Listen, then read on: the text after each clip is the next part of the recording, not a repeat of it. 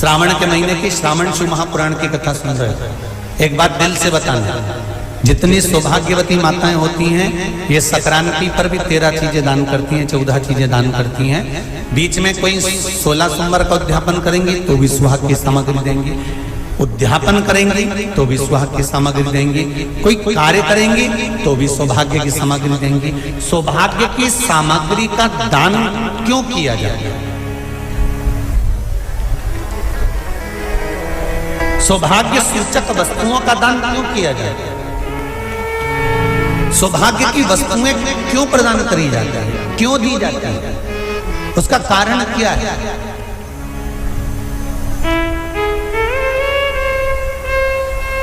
क्यों देते हैं महाराज?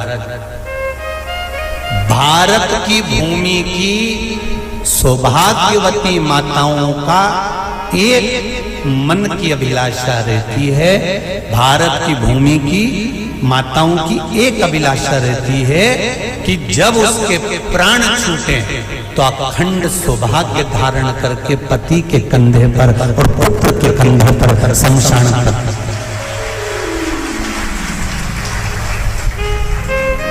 ये भारत की भूमि की माताओं की सोच, उनके मन का संकल्प, उनके मन का भाव।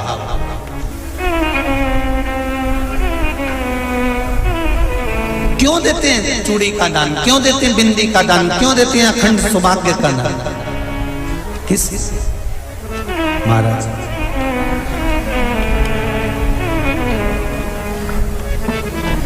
मेरे हाथों में भर भर के चूड़ी रहे,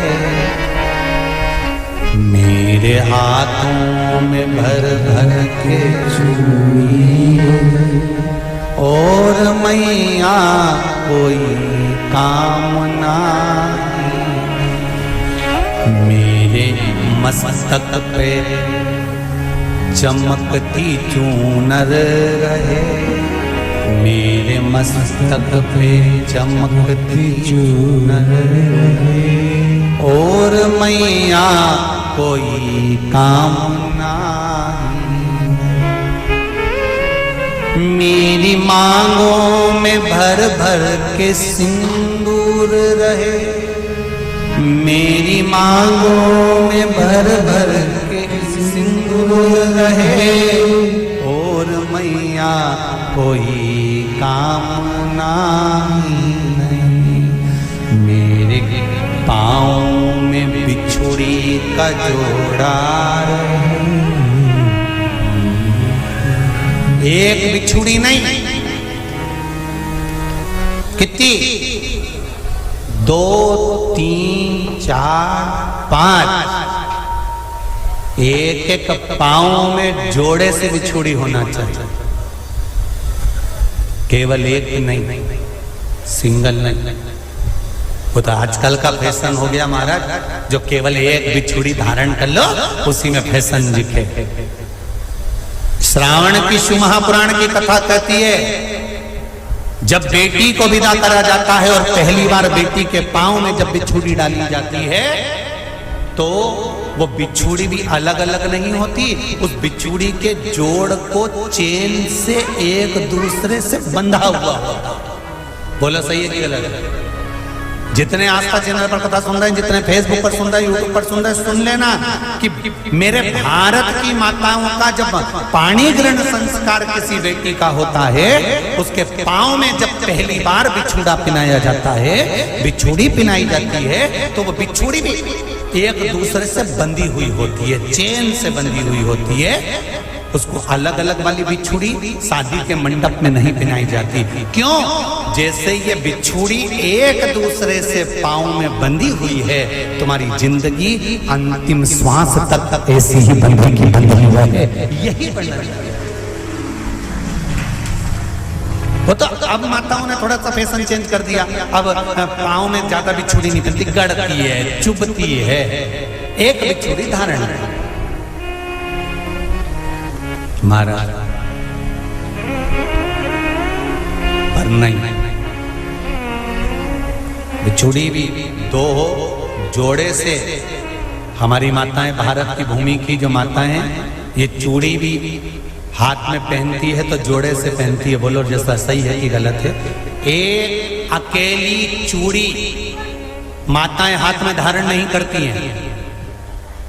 अगर भारत की भूमि की संस्कारित माताएं हैं और भारत की भूमि की सभ्यता और संस्कृति को जानती है तो अकेली चूड़ी नहीं, जोड़े की चूड़ी पहनेगी। 2 चूड़ा डालेगी, 4 डालेगी, 12 डालेगी, पर सिंगल नहीं, अकेले। श्रावण के महीने की शिव महापुराण की कथा, जिसका नाम है श्रावण शिव महापुराण की कथा, ये कहती है कि पार्वती जी ने और गंगा जी ने ये चतुर्मास में जितना सौभाग्य का दान दिया है, उनके बराबर दुनिया का कोई व्यक्ति इतना सौभाग्य का दान नहीं दे सकता जो माता गंगा और पार्वती दोनों दान दे रहे।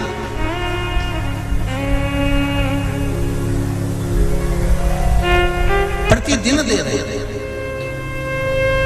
और अब तो फैशन आ गया, तुम लोगों जो सौभाग्य का दान देते हो प्लास्टिक की डलिया में देते हो।